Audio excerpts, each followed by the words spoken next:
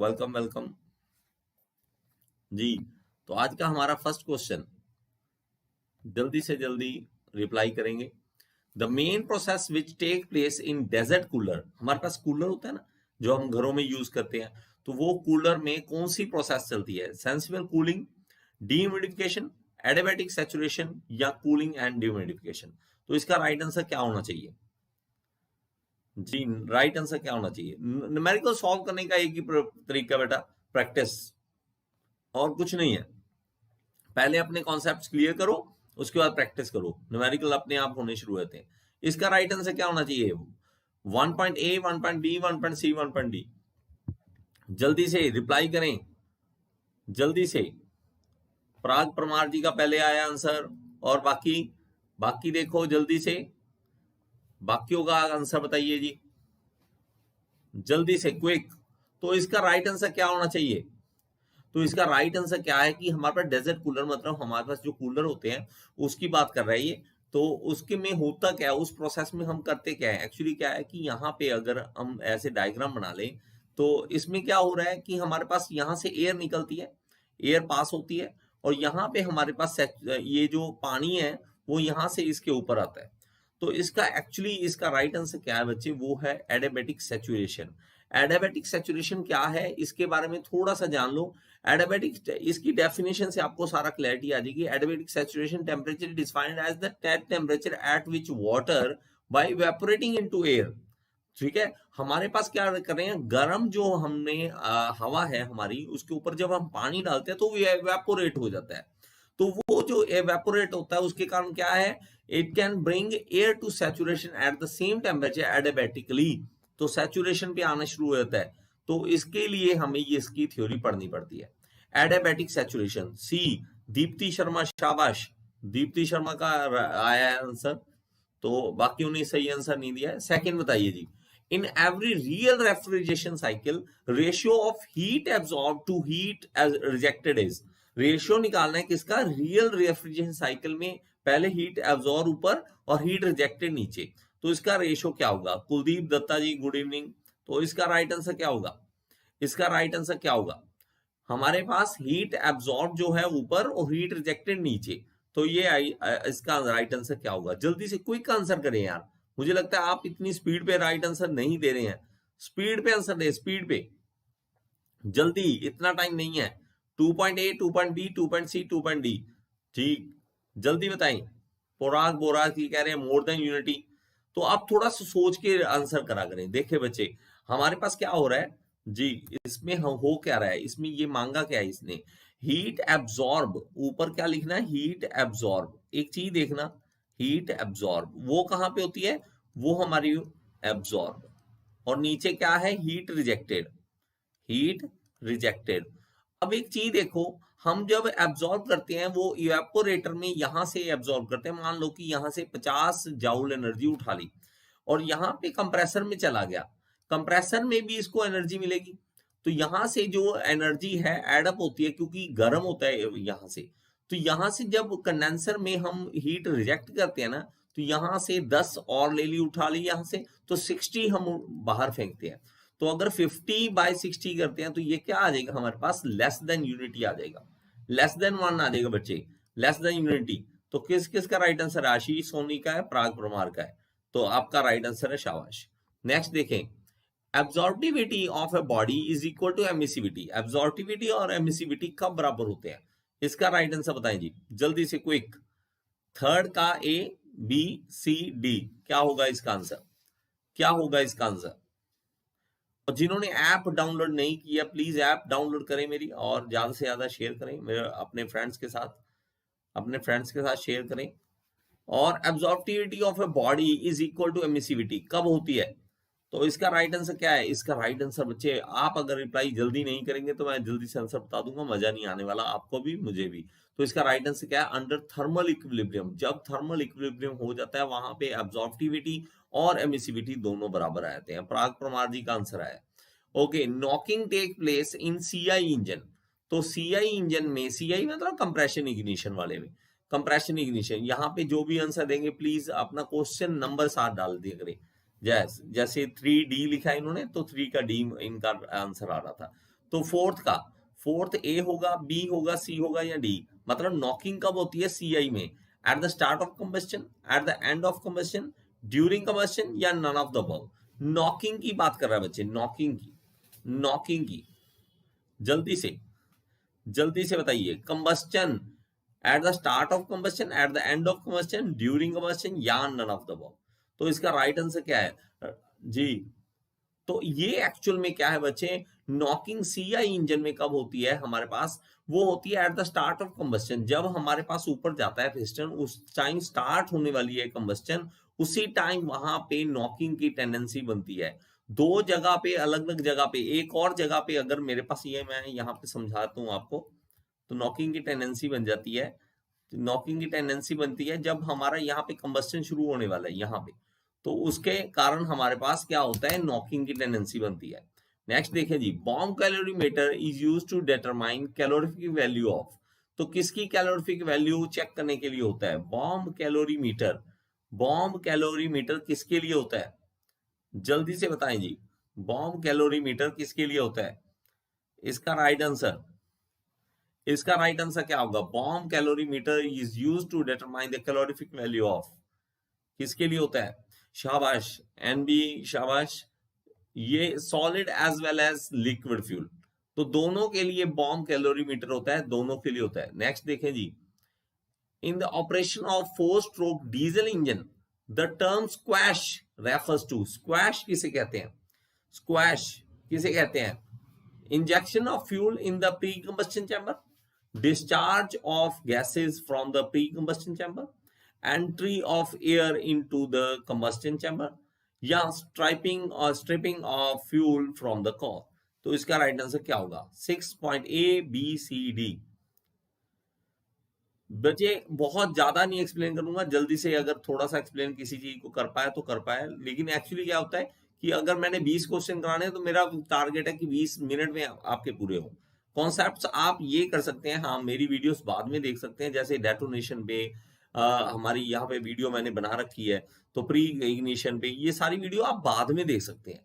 तो मैंने ऑलरेडी समझा रखा है, अगर मैं यहाँ पे समझाऊंगा तो 2 घंटे में 1 घंटा यहीं पे बस 10 क्वेश्चन ही होंगे हमारे। मैं चाहता हूं ज्यादा से ज्यादा क्वेश्चंस हो, ज्यादा से ज्यादा हो। तो एक्चुअली इसका राइट आंसर क्या है कि स्क्वैश हम कहते थे बेटा, entry of air into the combustion. जब एयर एंटर करती है हमारी कंबस्शन चैम्बर में, तो उसका क्या कहते हैं? स्क्वैश कहते हैं, उसको हम स्क्वैश कहते हैं, राइट। स्क्वैश देखो यहाँ पे हम डेफिनेशन भी पूरी पढ़ सकते हैं। Squash is the flow of air readily towards the combustion chamber recess by squeezing it out from the piston and cylinder head as they approaches to each other at the end stroke। ठीक है, यहाँ पे हम definition भी पढ़ सकते हैं, detail पढ़ सकते हैं। Disadvantage of hydrogen as a fuel in IC engine.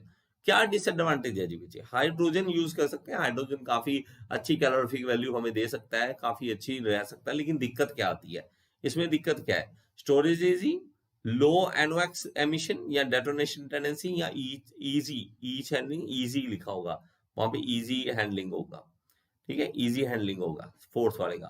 तो इसका क्या होगा? 7A, B, C, D। Ayush आप पढ़ नहीं रहे हैं, आयुष आपने पढ़ा नहीं है क्वेश्चन, मुझे लगता सीधा रिप्लाई कर दिया।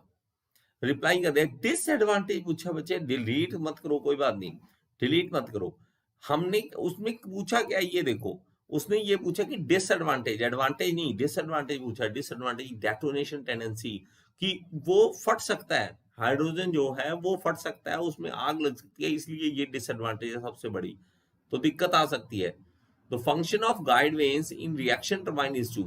तो गाइड वेन्स होती है हमारे पास रिएक्शन टरबाइन में, आपने देखा होगा एक वेन्स हमारे पास रनर होता है और दूसरा हमारे पास क्या होता है? गाइड वेन्स होती है। उसका क्या हमारे पास फंक्शन है इसमें?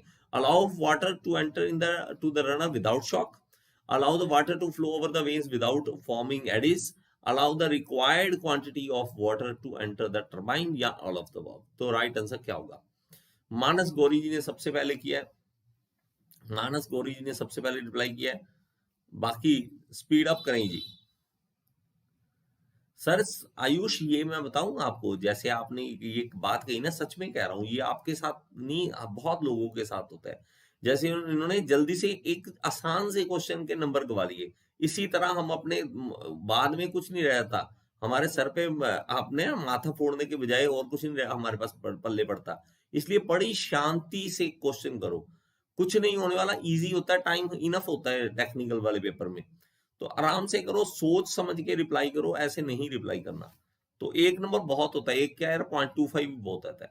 तो D is the right answer बच्चे। जो हमारे पास गाइड वेन्स होती है ना, उस सबका ये उनका काम क्या है कि हमारे पास जब रनर में हमारे पास वाटर आए तो अचानक से झटका ना लगे उसे, उसके लिए भी है। एडिज ना फॉर्म हो जाए उसके लिए भी है, और हमारे पास रिक्वायर्ड क्वांटिटी ही अंदर जाए उसके लिए भी है। ठीक है, ओके जी, कोई नहीं, कोई बात नहीं आयुष।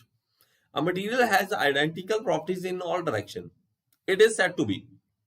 अगर हर डायरेक्शन में आइडेंटिकल प्रॉपर्टीज है तो उसका हमारे पास क्या रीजन है, तो उसका नाम क्या है, सॉरी उस मटेरियल को क्या बोलेंगे।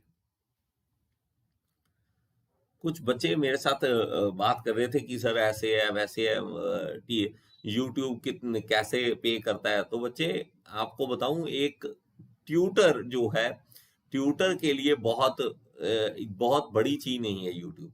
जैसे आप अगर अभी कोई एंटरटेनमेंट वाला आ जाए ना लाइव, तो आपके पास भीड़ आएगी लाइव उसे देखने के लिए, पता नहीं क्यों, मतलब उसने कुछ नहीं देना। पढ़ाई के लिए देखो, फ्री में पढ़ा रहे हैं लेकिन कोई नहीं इंटरेस्ट, क्या है अभी सिर्फ 17-20 बच्चे ऑनलाइन आते हैं। आप खुद सोचो, जो फ्री में मिल रहा है प्रैक्टिस के लिए मिल रहा है, लेकिन नहीं हमने नहीं करना, ये हाल है हमारे यहाँ पे। तो इसका राइट आंसर क्या है, C C isotropic. Isotropic material is the right answer. Almost सबने आंसर राइट आंसर दिया, शाबाश। आइसोमेट्री आइसोट्रोपिक होता है। इसका राइट आंसर बताइए, unit of thermal conductivity in MKS unit. MKS unit में बताइए जी, एमकेएस यूनिट में थर्मल कंडक्टिविटी की यूनिट बताएं जल्दी से, क्विक। इसका आंसर क्या होगा? प्रीत जी का सबसे पहले आया आंसर, प्रीत का। नेक्स्ट आगे स्पीड पे, 10A 10B 10C 10D, 10A 10B 10C 10D। तो इसका राइट आंसर क्या होगा जी, जल्दी से, शाबाश। B is the right answer बच्चे, kilo calorie meter per R per meter square. तो इसका राइट आंसर क्या है, ये हमारे पास राइट आंसर है। Okay, right answer B is the right answer. Next देखें जी, total slip will occur in the belt drive when. तो टोटल स्लिप हमारे पास कब होती है बेल्ट ड्राइव में? Angle of rest is 0, angle of creep is 0, angle of rest is greater than angle of creep, या angle of creep is greater than angle of rest. तो इसका राइट आंसर क्या होगा, इसका राइट आंसर क्या होगा? ये बेल्ट वाला भी मैंने ना इसमें एक दो वीडियोस बनाई हुई हैं, आप देख सकते हैं, तो वो भी आपको मिल सकती है यहाँ पे यूट्यूब पे। तो इसका राइट आंसर क्या होगा? तो एंगल ऑफ रेस्ट इज 0। इसका राइट आंसर क्या है? Angle of rest is 0। Ayush शाबाश, angle of rest is 0। Deepti और किसने राइट आंसर दिया? पराग जी गलत है आपका। For a given annual consumption, the minimum total inventory cost is proportional to square root of the product of। तो किसका स्क्वायर रूट है? मतलब हमारे पास प्रोडक्ट पहले और फिर स्क्वायर रूट किसका है? ऑर्डरिंग कॉस्ट पर ऑर्डर, कैरिंग कॉस्ट पर यूनिट पर ईयर, या हमारे पास both A and B above and none of this. तो इसका राइट आंसर क्या होगा? इन्वेंट्री कॉस्ट वाला ये आना है। कई बार ना कई स्टूडेंट्स ऐसे हैं जो कहते हैं सिर्फ मेरा सिलेबस ऐसा है कि इस सिलेबस में मुझे आना है, बाकी में से नहीं। बच्चे आप जब कंपटीशन एग्जाम की तैयारी करते हो, कुछ भी मत छोड़ो, कुछ भी मत छोड़ो। आपको लगता हो कि यार सर मुझे इंडस्ट्रियल इंजीनियरिंग तो बोला ही नहीं, मुझे आएगा नहीं, तो अगर एक क्वेश्चन भी उसमें से आता है और आप अगर अटेम्प्ट नहीं करते हो, तो आप केस तोड़ ना कर सकते हो। कल को हाई कोर्ट में जाओगे जी, हाई कोर्ट नहीं नहीं सर ऐसे कैसे बोल दिया, ये तो ये दिया ही नहीं था। ठीक है, करो इन चीजों को। इंडस्ट्रियल वीक है तो पढ़ो बच्चे उन चीजों को। Thank you, happy Dhanteras all of you बच्चे। बहुत ए एंड बी अबव, तो हमारे पास दोनों है, दोनों है, ठीक है, दोनों है। तो इनमें ऑर्डरिंग कॉस्ट भी होता है और कैरिंग कॉस्ट भी होता है, कि उसको कैरी करने में कितना लगेगा, ऑर्डर करने में कितना लगेगा, उसके हिसाब से हम इन्वेंट्री कॉस्ट बनाते हैं। नेक्स्ट बताइए जी, formation of frost on evaporator in refrigerator. अगर आपने देखा होगा ऊपर ना, आजकल तो भी थोड़े से बहुत अच्छे फ्रिज आने लग गए, पहले पुराने जमाने में बुरा हाल हो जाता भाई। वो जहाँ पे फ्रिज में बर्फ नहीं जमाते, वहां पे हमने वो रख देना बर्फ जमाने के लिए, और उसके साइडों में इतना फ्रॉस्ट जम जाता, तो उसको डी फ्रॉस्ट करना कहते हैं। तो उसके साइडों में इतनी बर्फ जम जाती, तो उनको हमें पता नहीं था क्या करना है क्या नहीं करना, क्या होता है उससे, उसके नुकसान क्या है उसके बारे में पूछ रहा है वो, नुकसान क्या है उसका, जो फ्रॉस्ट जम जाती है उसका नुकसान क्या है। ठीक है, result in loss of heat on evaporator in transfer, increase heat transfer rate, या इज इमर्शियल, या can be avoided by proper designing. तो इसका राइट आंसर क्या होगा? तो ए इज द राइट आंसर बच्चे। कुलदीप शाबाश, मानस को शाबाश, Ayush.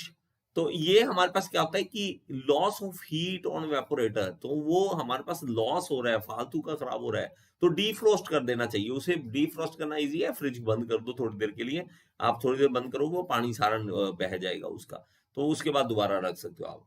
Which is varied in throttle governing in steam turbine, steam engine. Steam engine में हमारे पास थ्रोटल गवर्निंग में क्या हमारे पास वेरी करता है? Pressure of intake steam, volume of intake steam, temperature of intake steam, या ड्राइनेस फ्रैक्शन। इसका राइट आंसर क्या होगा?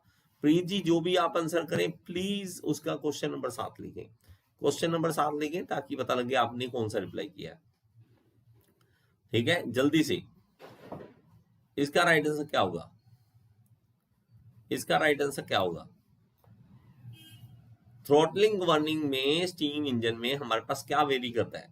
शाबाश मानस, शाबाश। प्रेशर ऑफ इनटेक स्टीम, हमारे पास प्रेशर हमारे पास जो होता है वो चेंज होता है, उसका वेरी करता है वो। ठीक है, वो वेरी करता है। Fluxes are used in welding in order to protect the molten metal and the surfaces to be jointed from oxidation, carburizing, dirt या distortion। तो किसके लिए होता है जी? इसकी ये किसके लिए होता है? फ्लक्सेस किसके लिए यूज करते हैं? और इसका अगर रिप्लाई नहीं कर रहे हो आप सही, तो आप इंजीनियरिंग छोड़ सकते हो, कोई प्रॉब्लम नहीं है। अब मतलब आपने अगर डिप्लोमा कर रखा है, बीटेक कर रखी है, और इस क्वेश्चन का सही रिप्लाई नहीं कर रहे हैं, तो आप अपने माँ बाप के साथ धोखा कर रहे हैं। जल्दी से रिप्लाई करें, और सारे करें, जितने हैं सारे रिप्लाई करें इसका। और दूसरे का रिप्लाई देख के नहीं कि मैंने उसका रिप्लाई देख के कर दिया। ठीक है, और अगर आपके मन में गलत आंसर आया तो भी आप अपना खुद हिसाब लगा लो। ठीक है, कोई फायदा नहीं है। तो शाबाश, ऑक्सीडेशन, मुझे निराश नहीं होना पड़ा, शाबाश, सबने सही आंसर दिया। तो oxidation is the right answer. Oxygen यार मतलब मौका ढूंढ रही होती है कि कहाँ पे मुझे ऐसा कुछ मिले कि मैं अचानक से अटैक कर दूं और मजा करूं, ऑक्सीडेशन बना कर दूं उसकी, लेकिन वो फ्लक्स ऊपर से आके कवर कर लेता है। ठीक है, सुरक्षा कर लेता है उसकी। Arc blow occurs in, arc blow किस में अकर होती है, किस में होती है आर्क ब्लो? आर्क ब्लो हमारे पास डिफेक्टिव वेल्डिंग में आप सबको पता होगा, तो गैस वेल्डिंग में है, गैस कटिंग में है, आर्क वेल्डिंग में straight polarity used, welding stainless steel. तो किसके अंदर होता है आर्क ब्लो? आर्क ब्लो 16 का नीरू जी ने सबसे पहले आंसर दिया है, और आशुतोष, उसके बाद मानस गौरी। तो इसका राइट आंसर क्या होगा? राइट आंसर क्या होगा? जल्दी से क्विक रिप्लाई करा करो यार, ऐसे इतना टाइम वेस्ट करते हो, आपका वेस्टेज है। Arc blow occurs in, arc blow जी जल्दी से। इसका राइट आंसर क्या होगा? किसका आंसर राइट है, किसका सही है जी? इसका राइट आंसर क्या है? एक्चुअली क्या है इसका? राइट आंसर है सी। तो हमारे पास क्या है कि इसमें आर्क वेल्डिंग में जब स्ट्रेट पोलैरिटी हम यूज करते हैं तो उसमें हमारे पास आर्क ब्लो होता है, उसमें हमारे पास आर्क ब्लो होता है बच्चे। शाबाश, दीप्ति जी ने राइट आंसर दिया, और दीपक जी ने दिया है, और किसने? ठीक है, ये इसने, इन्होंने राइट आंसर दिया। The brazing metal and alloys commonly used are.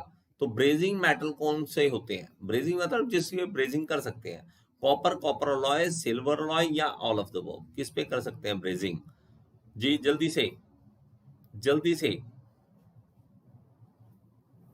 जल्दी से बताएं जी। The brazing metals and alloys commonly used are D. शाबाश, शाबाश बच्चे, डी, डी इसका राइट आंसर है। हम इन सब पे कर सकते हैं, ब्रेजिंग मेटल्स हैं ये सारे। कॉपर, कॉपर अलॉय आ गया तो वो वैसे ही हमारा डी बन जाता है, हमारे दिमाग में आता है कि ये तो है ही है। कुज़बैक इक्वेशन, कोई इसे कुछ कुर्ट्जबैक बोलता है, कुर्ट्जबैक बोलता है, जैसे मर्जी। कुर्ट्जबैक इक्वेशन इज रिप्रेजेंटेड एज, तो किस तरह से रिप्रेजेंट कर सकते हैं जी? इसका भी आंसर आप सबको पता होना चाहिए, बहुत ही ज्यादा फेमस फॉर्मूला है, तो इसका फॉर्मूला आपको पता होना चाहिए। आयुष जी ने सबसे पहले रिप्लाई किया, शाबाश शाबाश मानस शाबाश। स्किप, कुलदीप जी क्या हो गया, स्किप नहीं करना बच्चे। तो ए इज द राइट आंसर। तो पुश बैक इक्वेशन जिसमें हमारे पास क्या है कि डिग्री ऑफ फ्रीडम पता लग जाता है थ्रू 3l-1 - 2 j - h। तो h is the higher pair और j is the number of joint, तो हमारे पास l is the number of lower pair.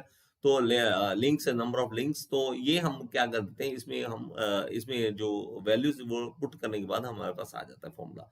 Next देखते हैं जी, which governor is used in gramophone. तो ये बड़ा इजी सा क्वेश्चन, लेकिन बहुत बार पूछा हुआ है, पता नहीं क्यों फेवरेट क्वेश्चंस में आता है बहुत बार, हर जगह पे आपको, चाहे आप स्टेट लेवल के जेई के एग्जाम दे, चाहे आप कोई कहीं और सेंटर में दे, तो ये पता नहीं कहाँ से पूछ लेते हैं ये क्वेश्चन। जी इसका राइट आंसर क्या होगा जी, शाबाश। पिकरिंग गवर्नर, पिकरिंग गवर्नर हम यूज करते हैं ग्रामोफोन में, ठीक है, ग्रामोफोन में। जी कुलदीप जी कह रहे हैं ओ जी सर भूल गए, याद आ गया, सिंपल था। हाँ सिंपल था, लेकिन यही तो प्रॉब्लम है, सिंपल तो सब कुछ है, जो आपको आता है वो सिंपल है, ठीक है। नेक्स्ट देखिए जी, और ये भी आप सबको रिप्लाई करना जरूरी है। Air standard efficiency sorry, air standard efficiency of an IC engine depends on, किस पे डिपेंड करता है? एयर स्टैंडर्ड एफिशिएंसी डिपेंड्स किस पे करता है? आईसी इंजन में किस पे डिपेंड करता है? Speed, compression ratio, fuel, all of the above, किस पे डिपेंड करेगा जी? आपकी तैयारी ठीक लगती है मुझे बच्चे, नीरू और आपका मानस, आपकी भी तैयारी ठीक लगती है मुझे। आयुष जी, आपका मैं बता सकता हूँ आपकी तैयारी ठीक चल रही है, और ज्यादा इसको हायर लेवल पे लेके जाओ, ज्यादा तैयारी करो और ज्यादा करो इस पे, आपकी अच्छी तैयारी लग रही है जी। तो कंप्रेशन रेशियो पे बच्चे, हमारे पास फॉर्मूला देखना, हमारे पास क्या होता है ऑटो साइकिल में, डीजल साइकिल में, दोनों में आपने फॉर्मूला देखोगे तो उसमें हमारे पास मेनली जो होता है कंप्रेशन रेशियो होता है। तो कंप्रेशन रेशियो पे डिपेंड करता है air standard efficiency of IC engine, तो ये डिपेंड करता है।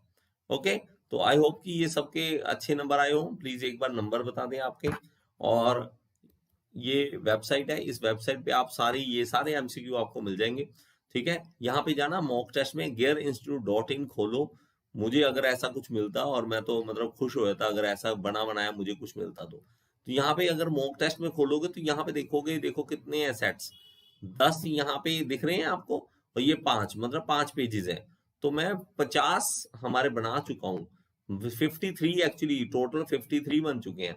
तो ये इतने सेट्स हैं आपके पास, फर्स्ट से शुरू कर दो, सारे खत्म कर लो, आपको बहुत ज्यादा फायदा मिलेगा, ठीक है, बहुत ज्यादा फायदा मिलेगा।